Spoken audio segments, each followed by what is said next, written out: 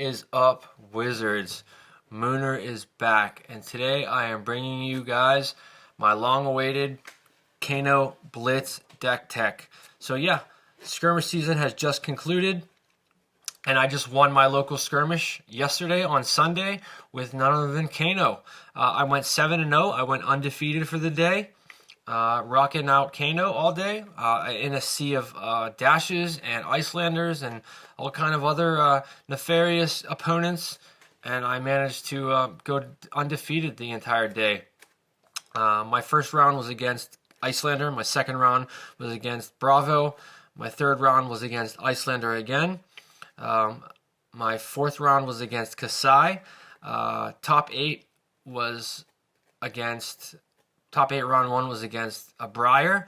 The semifinals was against Dash, and the finals was against a Kasai of all things. Kasai made it to the finals of my skirmish, and this Kasai player was not to be trifled with. He is an absolutely devastatingly dangerous Kasai player. So you can never take any opponent for granted. Especially a Kasai who can make it to the skirmish finals in the midst of Icelanders and me as Kano. But anyways, I remained victorious. I took it home yesterday, got to sweep Matt, the whole 9 yards. Anyways, I figured I would go over my deck finally. I know I've been promising you guys to go over this deck for a while, but life has been just getting in the way. I've been incredibly busy, and keeping up with this stuff is really hard. Work has been really crazy lately for me, but as promised, I know hopefully this is in time for maybe you guys to take it to the Battle Hardened. I think this deck is probably the best deck in the format. If you know how to play it, it pretty much slaps around Icelander, but and everybody else. I think this is the strongest deck in the format. It does take a little bit of practice to play, so I will link the deck list link in the description of this video. So take it out on Talishar, give it some reps, give it some practice. See you at the Battle Hardened, hopefully. If I don't scrub out in Baltimore this weekend, I will be playing the Battle Hardened, and hope to see you guys there. Say what's up to me, whatever. Hopefully you guys come and say hi. I will be there. And I will be rocking Kano. Anyways, Icelander she is leaving us. She has won enough skirmishes this season to attain that legendary living legend status.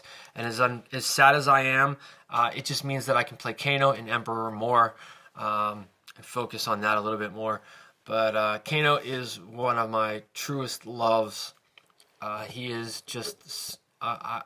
he has such a special place in my heart, and in Blitz, he is a powerhouse, and I'm going to go over that deck with you right now.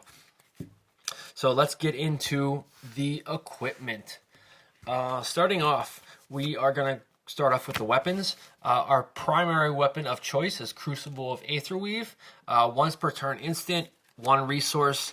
The next card you play this turn with an effect that deals arcane damage instead deals that much arcane damage +1. So this really just fits into the cost curve of this deck. We run a lot of 2-cost spells, a lot of 0-cost spells, and everything like that. But just being able to pay a resource and buff that spell up by 1 is just really strong.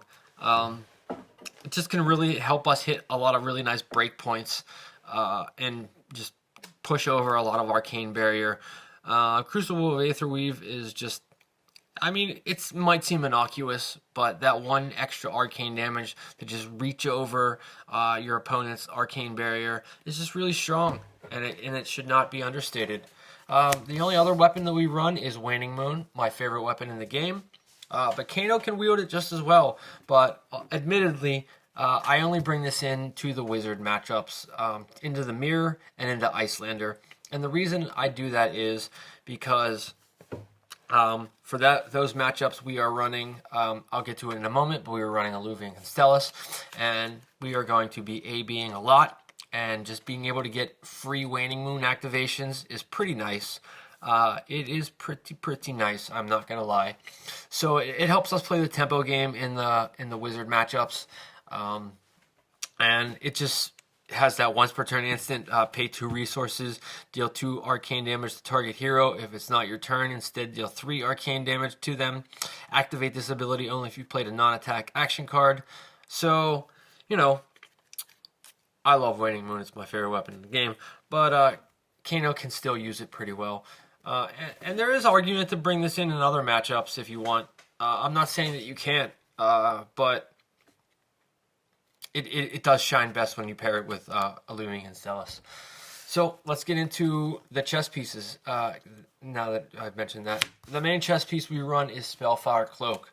Instant, destroy Spellfire Cloak, gain a resource, activate this ability only during your opponent's turn, and it has Arcane Barrier 1. So the reason I run Spellfire Cloak is because this deck is pretty fast, and ideally you're running to end the game and take your opponent out as early as turn 1 or 2. So, having access to that one resource at instant speed on your opponent's turn, I must say, helps you mostly pay for your boots. It is just a really nice, clean way to break your cloak and pay for your boots and not have to worry about that. And just having that extra resource to do so just means that you can make sure your math always checks out. So for that, we all primarily run Spellfire Cloak. But the other chess piece we run is Fendel Spring Tunic, and this is going to come in for your Guardian matchups, and this is going to come in for any matchup that you expect to go slow and long. Anybody who you expect to have it out for you with a lot of Arcane Barrier and just going to try to fatigue you out in a sense. It also does block for 1, which is nice. So sometimes I bring this in against Benji just because blocking for 1 is sometimes really good. So Fendel Spring Tunic does come in for Benji. He comes in for Guardian like Bravo, Valda, and Odin, obviously. Sorry. Anytime you expect the game to go longer than than 3 turns, anytime that you can expect to get more than 1 resource out of your tunic, or that you really just need to block that 1 breakpoint, I do bring in Tunic. And the last chess piece we run is Illuvian Constellus. And this comes in for the Wizard matchup. Like I said, this says the first time Illuvian Constellus prevents arcane damage each turn. If it has less than 4 energy counters, you may put an energy counter on it. Instant, remove 2 energy counters from Illuvian Constellus. The next staff ability you activate this turn costs 3 resources less, and it has Arcane Barrier. So basically, you're going to prevent arcane damage coming at you from, Kano or Icelander, and you're going to put a counter on Illuvian Constellus, and when you get up to 4 counters on it, you're going to remove 2 of those counters, and you're going to activate your Waning Moon, and it's going to pay for it for free. And that's really efficient way to just get in some extra damage.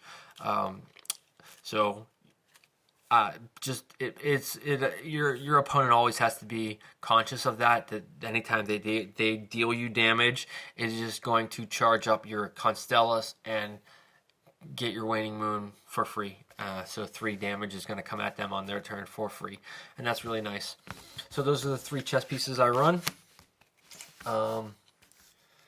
Next we have our headpieces, and this is where I'm going to get some contention, and this is where I'm probably going to get some questions. But we run Ragamuffin's Hat and we run Crown of Providence. Crown of Providence won me more games than I would care to admit, but Ragamuffin's Hat is also in there, but I would say Crown of Providence is my primary headpiece.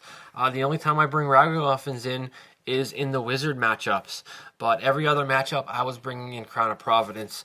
And it's not because I don't love Ragamuffin's Hat. I definitely love Ragamuffin's Hat. It is one of the most powerful, generic, common headpieces in the game.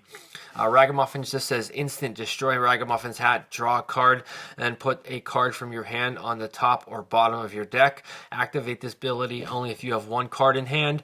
So any wizard who is worth his weight in anything knows how strong Ragamuffin's Hat is. Just being able to go to pitch into Kano 2 or 3 times and hold priority and take that last card that you have in your hand and put it on the top of your deck, and then let Kano resolve so that that card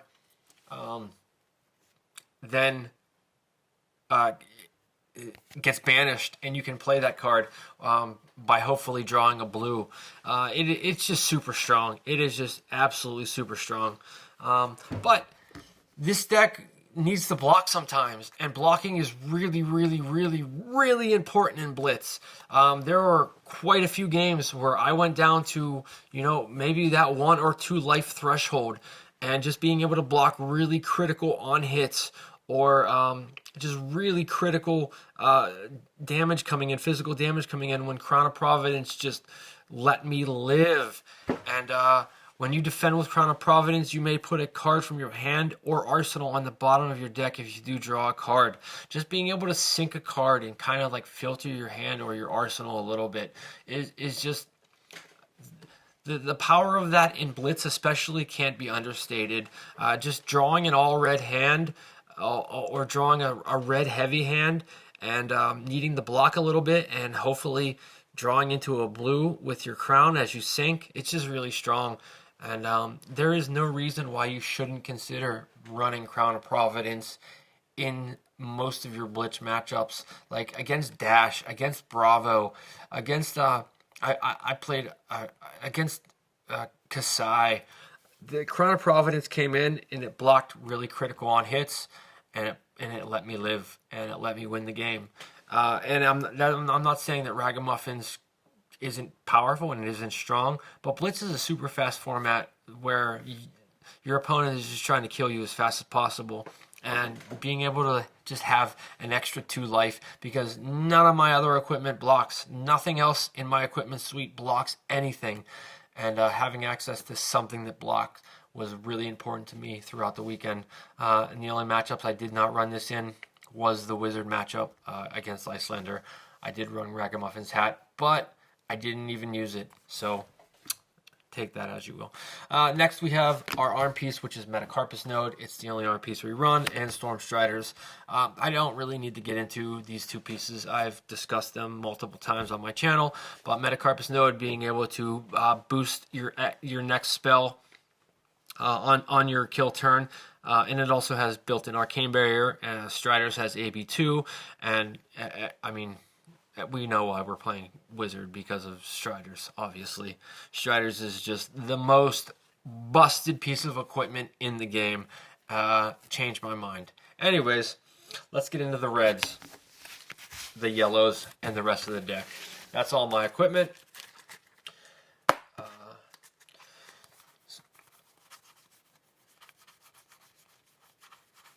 I run 14 reds. Some people say that is a little high, but I think that's a really good number. I've got 14 reds, 8 yellows, and 18 blues. And I've been playing this deck for quite a while, and those are the numbers that I've settled on. I think those numbers are really, really good. I think that 14 reds lets you primarily every single turn have at least 1 red in hand, 1 or 2 blues, and possibly a yellow in hand. Hopefully 2 to 3 blues. But 14 reds just seem to be like the sweet spot of threat density. And there were a couple matchups I went to where my opponent was just trying to AB everything, and I did go through almost every single red in the deck. So going below 14 reds just seems risky to me. It seems like you don't have enough threat density in the deck to be able to close out those long games, or be able to draw your really important threatening spells early in the game. And you don't ever want to just draw an all blue hand and just hand over all your tempo. So staying at 14 just seems like the really nice sweet spot for me. But anyways, let's get into what they are. I run 2 copies of Red Aether Flare. Aether Flare is an amazing card, and it is one of your combo pieces. It costs 1, it blocks for 3, and it deals 3 arcane damage to target opposing hero. The next card you play this turn with an effect that deals arcane damage instead deals that much damage plus X, where X is the damage dealt by Aether Flare. So buffing this up with your staff and coming in for 4, it's a nice break point. And then it buffs up your next spell that you play. So if you play this from hand and then Kano off the top and hit another spell, it's gonna, Aether Flare is one of those cards that has to be respected by your opponent because he doesn't know. If you hit this off the top, he doesn't know what you have in your hand. And if you play this from hand, he doesn't know what you're gonna hit off the top. So it's one of those spells that has to be respected. And if your opponent doesn't block it, oftentimes they are immensely punished for it. Just being able to have that little kind of like mini wildfire on your next card, next spell played is just really strong. Aether Flare, there were a couple times where I played Aether Flare into something off the top, or I mean something from hand, or Aether Flare off the top into an Aether Flare from hand into something else off the top, and was just able to deal massive amounts of damage. And in a short format like Blitz, Aether Flare just must be respected, and if your opponent doesn't want to block it, they're probably going to regret it. Next, we run 2 copies of Aether Quickening. Aether Quickening is a nifty little spell. It's a 1 for 4. It blocks for 3, and it has Surge. If this deals more than 4 damage, it gains Go Again. Aether Quickening is really unique. It's one of the only spells, in fact, it is the only spell in the game that can gain Go Again, that can gain you an additional action point after you've played it, if your opponent chooses not to block that damage. So this is another spell that must be respected. It must be respected. If you buff this up with your Crucible of Aetherweave, and then this comes in for 5, a 2 for 5 is really good. For a red that blocks for 3, that's pretty strong. And if your opponent chooses to take any of that damage, you can follow that up with another spell from hand. It's really great. Like I played a Quickening for 5 into a tome, drew 2 more cards, Kano'd into an Aether Flare, and then Kano'd into a Sonic Boom. And it was just this insane amount of damage, all because my opponent just did not want to block that first Aether Quickening because I was at a low enough life total that they thought that they could just prove enough pressure their next turn. So in a format where your opponents really don't want to block, Aether Quickening is gonna punish them for not doing so. You don't understand how important gaining Go Again on an action is until you actually do it, and your opponent really is going to regret not blocking that. And that's why I really love Aether Quickening, just because of the potential of what it can be. Next, we have 2 copies of Aether Spindle. And the Aether Spindle is an insanely amazing card that also must be respected. This is a 2 for 4, so it's a little below rate, but it opts, and it says opt X, and X is the damage dealt by Aether Spindle. It also blocks for 3, which is really important. All of our spells block for 3, and this is no exception. An Aether Spindle, boosted up by your Crucible, comes in for 5 for 1 blue, which is really nice.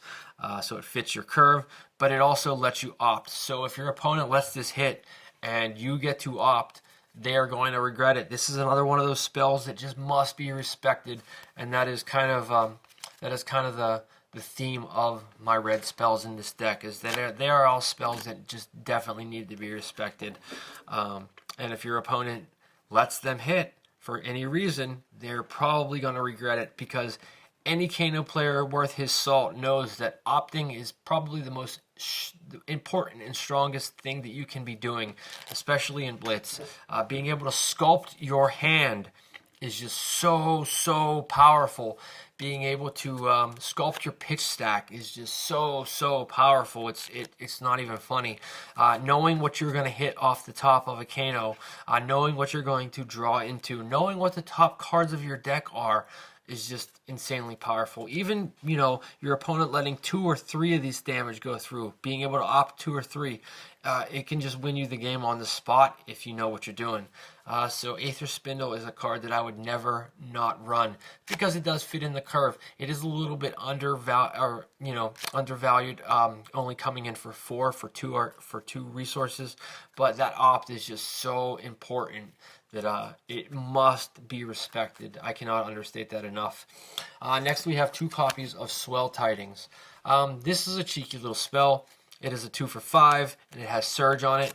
If this deals more than 5 damage, create a Ponder token. Now that Ponder token isn't like the most valuable thing in the world because you don't always know what you're going to hit off the top, and hitting something like you don't want into your arsenal on the top, so it can be a little bit of a detriment. But your opponent doesn't know that. All your opponent knows is they don't want you to have that Ponder token. And in a world where we are dealing with a lot of inertia tokens and a lot of arsenal hate, that Ponder token can be valuable. It can be. I'm not saying that it is a non-zero thing, but it is what it is. So it's still just a 2 for 5 for 1 blue. Buffed up by your staff. It comes in for 6. It is a big boy.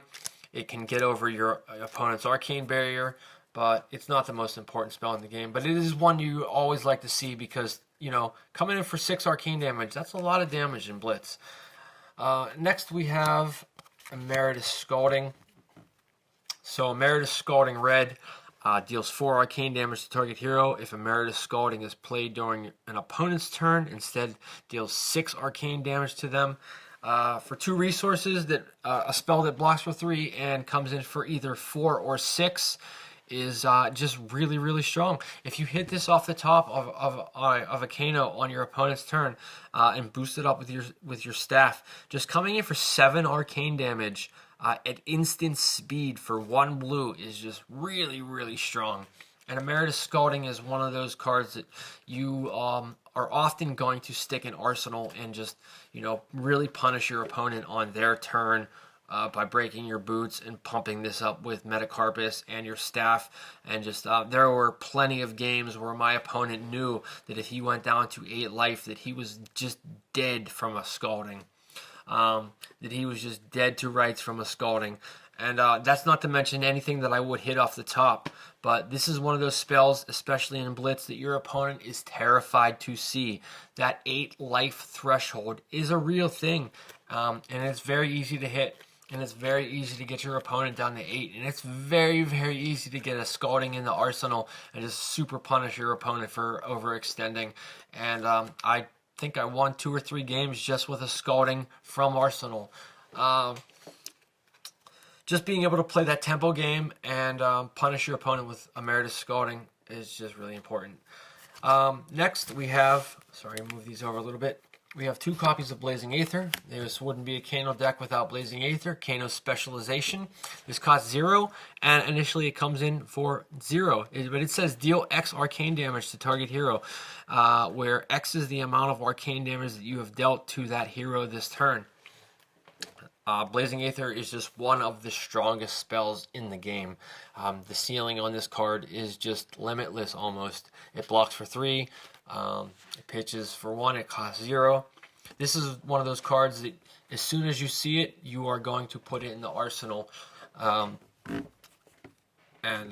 Obviously, the sky on this card is pretty much limitless.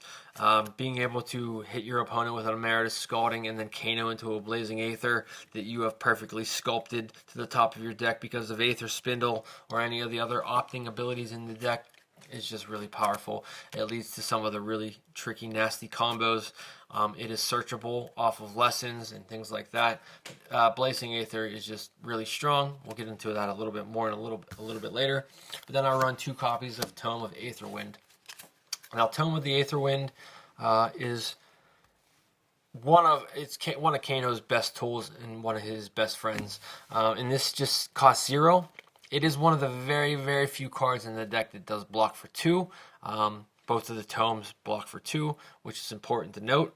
But you don't want to be blocking with this card anyways. You want to be choosing either of these modes, and it has 2 modes to choose, and you can choose each mode once or twice. So it says the next card you play this turn with an effect that deals arcane damage instead deals that much damage +1, or draw a card. Now the modes that we're mostly going to be choosing is drawing a card and drawing a card, but it does have that ability where it can boost up your next spell by 1. You can choose that up to twice, so it can boost your spell up to 2, or you can just draw 2 cards. Drawing 2 cards for 0, that's pretty cracked if you ask me. That's pot of greed, honestly. 2 cards for 1 card, that's pretty good. So oftentimes hitting a tome off the top, drawing 2 more cards, and just continuing your pain train is just where you want to be. But it does have that ability that you can boost up your next spell, and I have used that before, and I did use that over the weekend to some effect. I Emeritus from Arsenal, I Kano'd into Tome, and I just boosted it up, to 10. And that was just enough to get me over the top. Why draw 2 more cards when I can just do 2 extra arcane damage and kill my opponent? It is a real thing. So hitting Tome is always, it's that card that you're always happy to see. You are always happy to see Tome of the Aether Wind. You're either drawing cards or you're boosting your spells, and drawing cards and cycling through your deck is one of my favorite things to do in this deck. Drawing cards is one of my favorite things to do in the game, and this card lets you draw 2 for 0 cost. It's just amazing. But yeah, that's all my reds. Like I said, that's 14, and I hope I explained why they are all in the deck. But now let's get into the yellows. Like I said, I run 8 yellows, and two that you might not expect are Mind Warp. I think Mind Warp is a very underrated, very cheeky, very, very fun card. I really, really like Mind Warp. It is a yellow that blocks for 3, and it costs 0, and it just says deal 2 arcane damage to target hero, but it has Surge. If this deals more than 2 damage to target hero, they shuffle their hand into their deck and then draw that many cards, -1. It is one of the only cards in the game that Kano has access to that is a form of disruption. Yeah, that's right. Kano has some disruption in the form of Mind Warp. Mind Warp is super cheeky, and it's one of those spells that must be respected. If you hit your opponent with a Mind Warp, it must be respected. There was a time in a match against a Briar, where Briar was holding back because they had Channel Mount Heroic in hand and something else, their Earth Blue, and I hit them with a buffed up Mind Warp, and they didn't want to block it, and I was like, are you sure? And they were like, no, and I let them read the card, and I was like, they're like, oh yeah, I guess I have to block it. And so they had to block it. They lost their blue Earth card. They weren't able to play their Channel Mount Heroic, and life was good. But Mind Warp is that card that in a sea of aggro decks, like I said, it must be respected.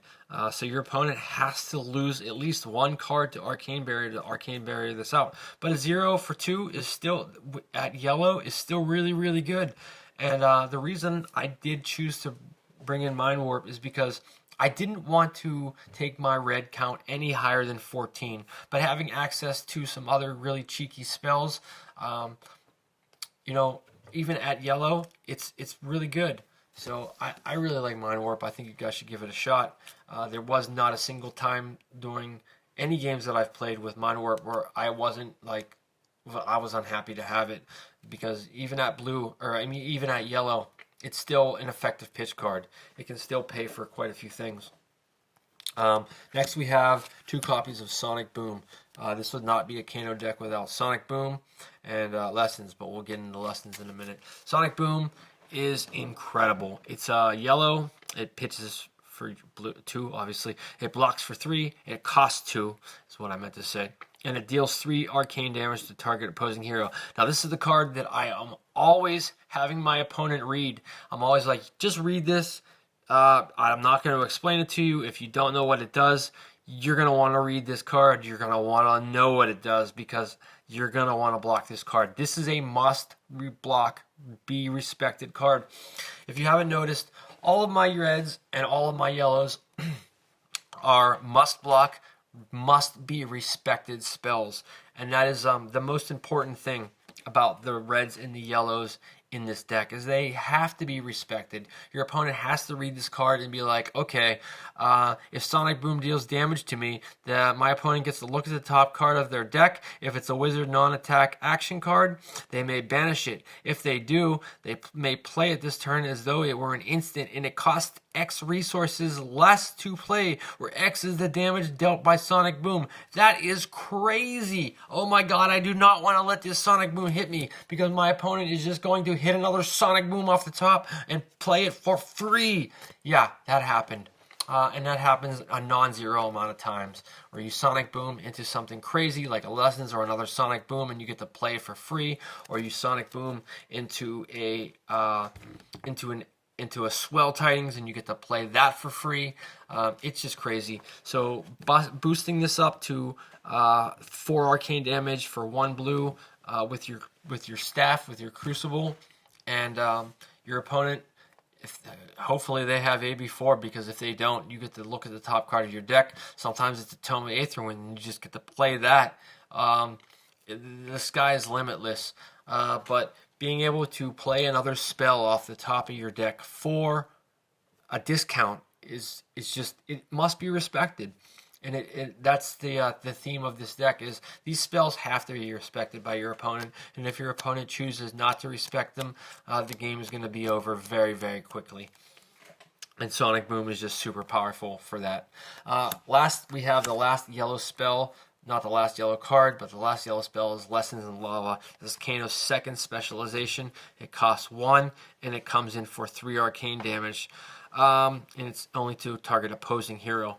But if Lessons in Lava deals damage, you may search your deck for a wizard card with resource cost equal to or less than the damage dealt by Lessons in Lava. Reveal that card, and then shuffle your deck and put that on top of your deck. So Lessons in Lava is a tutor, and it lets you just go into your deck and find any spell with the resource cost equal to the amount of damage dealt by Lessons in Lava. Put that on top of your deck, and then you can Kano into that spell and play it. Or you can set up the top of your deck with whatever you want to. Essentially, this is one of those spells that most of your opponents don't have to read. They know Lessons in Lava, and they know they must block it. And this is one of the main reasons most of your opponents will run AB4 into you, because they know blocking Lessons in Lava is priority number 1. And there's very good reason for that, because being able to search your deck for any spell, put it on top of your deck, and play it at instant speed with Kano's ability, I mean, it's just one of the strongest abilities in the game.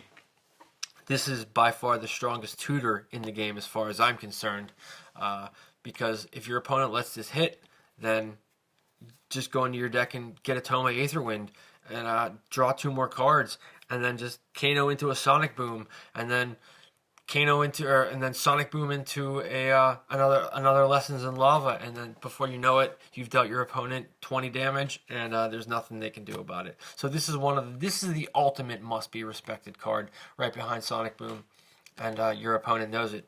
So that's why you would never run less than 2 copies of Lesson. And the last 2 yellows in the deck are Tome of Fendal. Just being able to pay 1 resource, draw 2 cards. If Tome of Fendal is played from Arsenal, gain 1 life for each card in your hand. This is just another tome.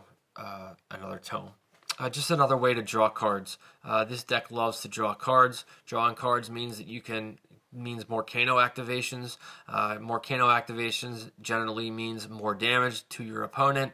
So, Kanoing into a tome, drawing 2 more cards, or sticking a tome into your arsenal early, and then just being able to eat a bunch of damage, and then Tome of Fendal into a bunch of life and extra cards is just really, really great.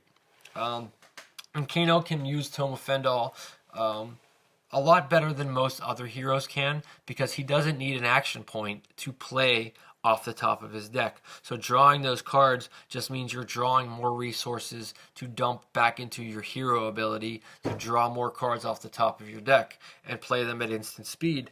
And gaining a little bit of life if it's played from Arsenal, that's just an added bonus. So that's why we play Tome of Fendal, because we want to draw cards, because those cards are resources to just Kano back into more cards. See where I'm getting at there? Anyways, those are the yellows. Now let's get into the blues. Like I said, I run 18 blues in this deck. I think 18 is a nice sweet spot. If you wanted to go higher, up to 20, you can, but I've played and tested this deck quite a bit. The only card I would cut would be probably Mind Warp.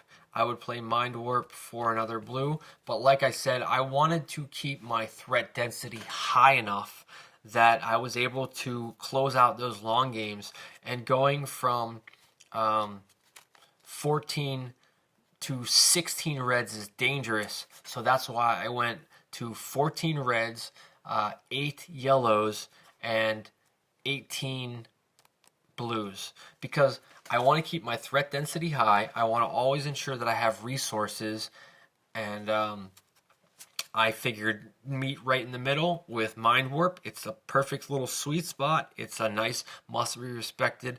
But if you are adamant about going up to 20 blues, which I know some Kano players are very adamant about going up to 20 blues, that would be the cut. But I wouldn't. No, no, no. I like this deck right where it's at. It has served me well. But anyways, let's get into the blues. Sorry, I digress.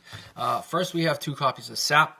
This is just a 0 cost, 1 arcane with Surge. There isn't much fancy about this. These blues aren't really all that fancy. They are just chip damage and resources mostly, and blocking. There isn't a whole lot to get into or explain, but this does have Surge, and if it is buffed up, it can remove energy counters if your opponent doesn't respect it. So that's why I like Sap. Next, we have 2 copies of Aether Dart. This is the only spell in the game that can deal damage to any target as opposed to an opposing hero, and that is important. I did add 2 copies of Aether Dart in here because it is important to, if you run into a Dromai, to be able to snipe an Ashwing or something like that, or boost this up and kill a Kyloria with your Crucible. That can be important. It does come up. I don't play many Dromais. There aren't a whole lot out there in Blitz, but it is a thing. It can come up. It can be an issue. So I did choose to put 2 copies of Aether Dart in there because it is the only spell that can deal 1 or 2 if you boost it up with your Crucible to any target, and that can be important. So that is my little caveat for Aether Dart. Next, we have 2 copies of Prognosticate, just a 0 for 1 with Surge. If it deals 1 or if it deals more than 1 damage, you get to opt 1. And opting is super important. I love opting. I love looking at the top of my deck. I love it. So that's why I put Prognosticate in there. And then we have my favorite blue in the deck, which is Gaze the Ages. Now, this is not a spell. I'm sorry, a damage dealing spell, but it is a spell that lets you opt to. Gaze the Ages is your ultimate utility card. This is the most utilitarian card in the deck. It blocks 3, it opts 2, it costs 0, and if you know how to finagle this card, it goes back into your hand and lets you use it for resources again. So if you have played another wizard non-attack action card this turn, put Gaze the Ages back into your hand as it resolves, or into your hand as it resolves. So a little bit of the trickery with Gaze the Ages is hitting it off the top, playing a spell from hand, or playing another spell off the top of your deck, and then as that spell resolves, you play Gaze the Ages, you opt 2, and then as that resolves, it goes back into your hand. You get to pitch it back into Kano after you've just opted. So you get to opt, sculpt the top of your deck a little bit, and then put a red on top, and then pitch Gaze the Ages back as it comes back into your hand. It's just really utilitarian. It just does everything you want it to do. It opts, it pitches, it opts, and then pitches again. It's just great. I love Gaze the Ages, and plus it has fantastic artwork. Anybody out there has that Gaze the Ages playmat? I would love it. I would love it. Hit me up. I will buy it. Next, we have 2 copies of Aether Quickening. For all the reasons, I run Aether Quickening red. Why not run the blues as well? It is just a nice blue. It blocks 3. It can gain go again, so that's why. Next, we run Scalding Rain. 2 copies of Scalding Rain. Not much to say about that. It's just a Aether Quickening with less text, although, you know, It's just a 2-for-1. Anyways, and that last we run Emeritus Scalding for all the reasons. We run the reds, we run the blues. It is our highest damage blue spell if it is played on your opponent's turn. So this is one of those spells that you want to be pitching early and trying to come back to on second cycle, pitching your Emerituses, trying to get them together, and then Kanoing into them for a nice 4 damage on your opponent's turn. It's really nice. Last we run 2 copies of Energy Potion. For every reason that you would run Energy Potion, resources are good. We want resources. Resources help us facilitate some of the combos in the deck. Just being able to pay for Crucible activations, being able to pay for Metacarpus Node activations, being able to pay for Storm Striders, being able to pay for spells, being able to pay for anything. For all the reasons resources are good, we run 2 copies of Energy Potion. Next, we run one of my favorite cards in the deck, and that is Potion of Deja Vu. This is a generic action item, but it should really say Wizard action item on it, because this is a Wizard card through and through. Potion of Deja Vu deserves its own video. This card is amazing. It is a 0-cost item that has instant ability. Destroy Potion of Deja Vu. Put all cards from your pitch zone on the top of your deck in any order. So for those matchups where I am not running Ragamuffins Hat, this acts like a little mini Ragamuffins Hat, where anything that is in your pitch zone, you get to put back on top of your deck after destroying Potion of Deja Vu in any order you want. Opponents don't get to see the order of those cards, which can be important. That can be an important little caveat.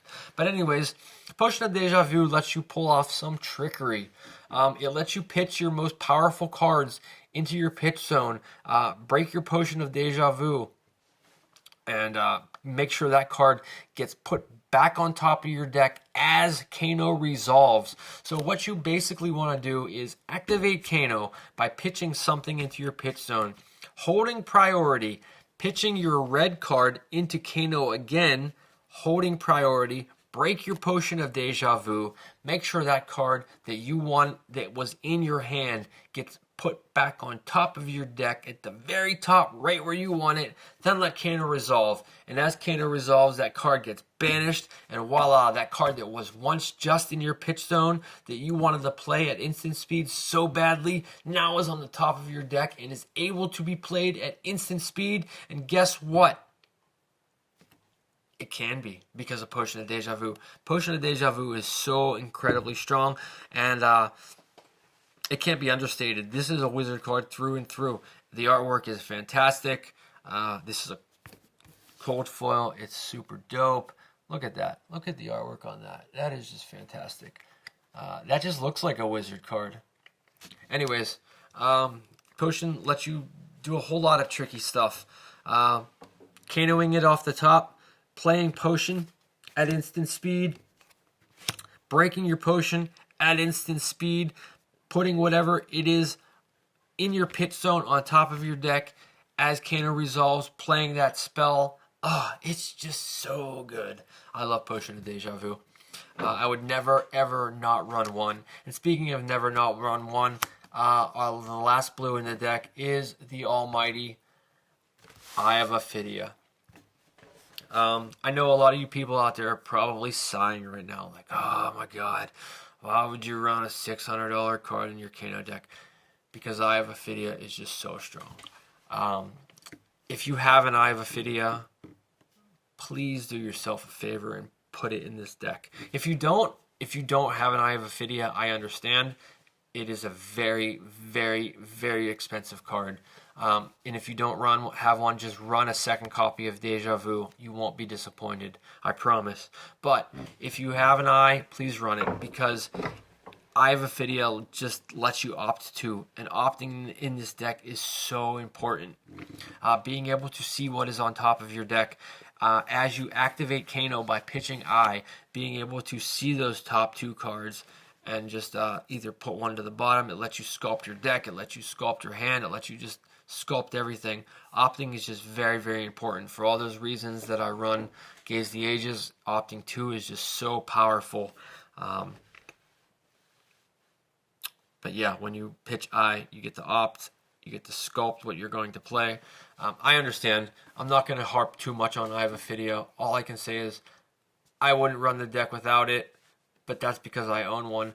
I Have Ophidia is just absolutely a powerhouse of a card, and if you own one, please play it. If you don't, I'm sorry. Buy it now before they reach $1,000.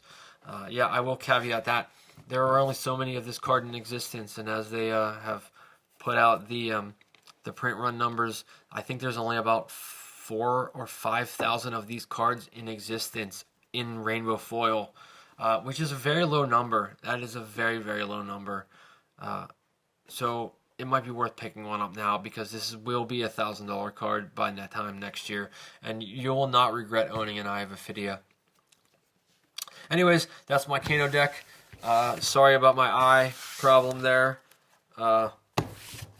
Hopefully that didn't hurt your, anybody didn't get upset about that. But let's get into some of the combos and how to play the deck. Like I said, this is a deck that wants to kind of play tempo.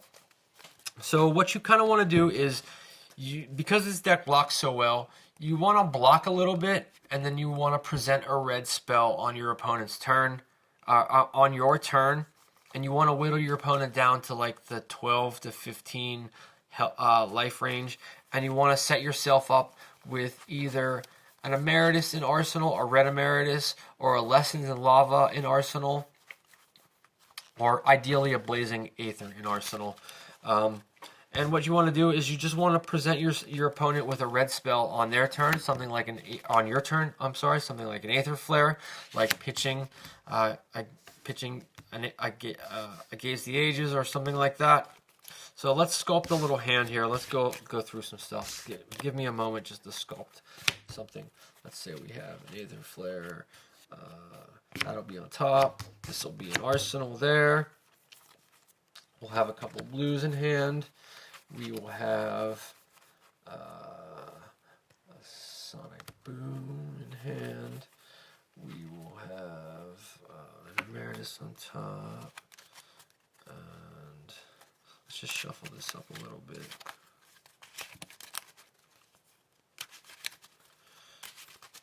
Let's say we have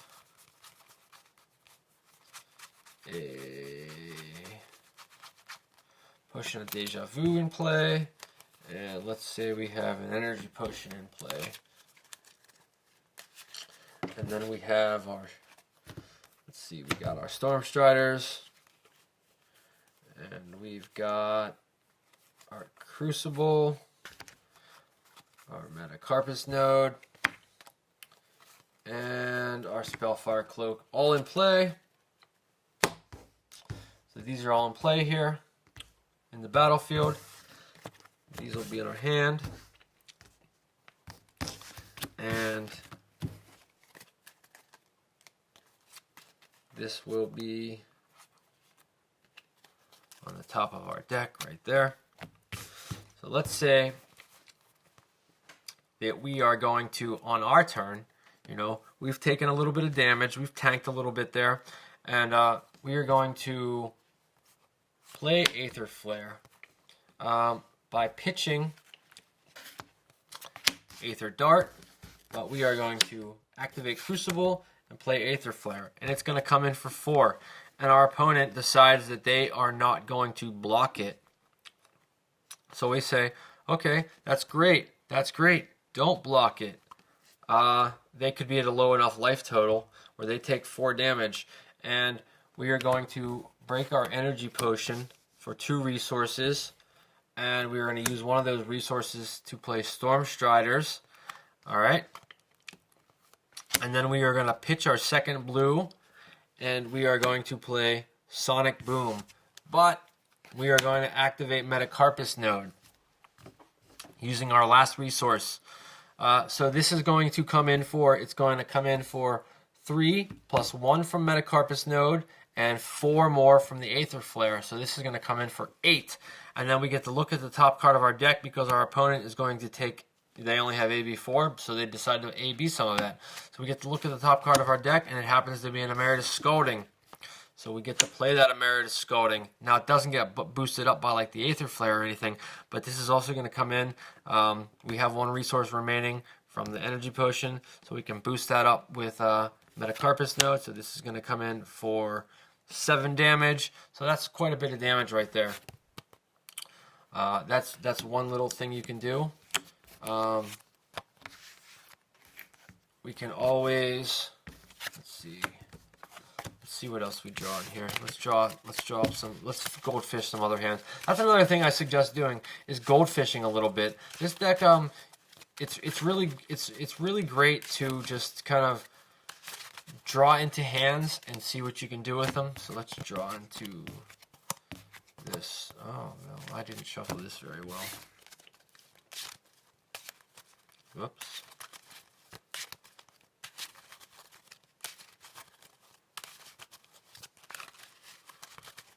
Let's see what we draw into here. What do we have in Arsenal? We have a Blazing Aether in Arsenal.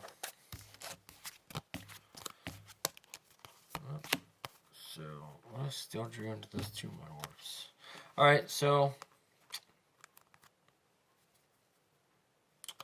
we can play this Mind Warp, buffed up by Crucible, pitching Mind Warp with a resource left over. Your opponent must block it.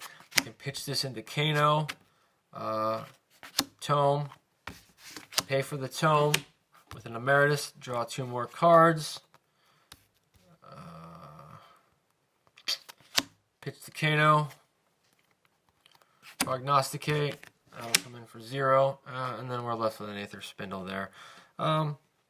Maybe not the best example, but that's the best way to learn the deck, is to just kind of goldfish a little bit, see what your hands are gonna give you.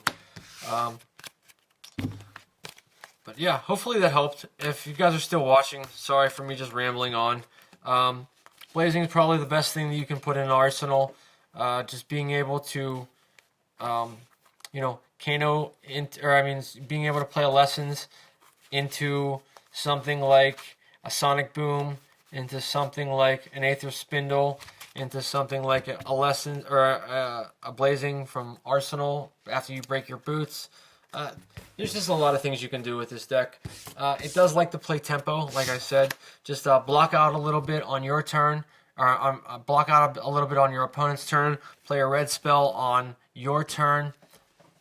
Basically, you only want to Kano when you know that you can give a little bit of reach. Like if your opponent is blocking a lot of your stuff and your opponent likes to AB a lot of things, and you go into their turn and they only present like a small little threat like a hammer swing or something like that, then you can kind of Kano on your turn or on your opponent's turn. But it is best to just kind of like present a red threat on your turn and then use your extra blue to Kano into another spell to present that. You don't really want to be Kanoing on your opponent's turn unless you are ready to kill them. That's pretty much the best advice I could give you. Anyways, sorry about the ramblings. Hopefully this helped a little bit. Peace out, wizards.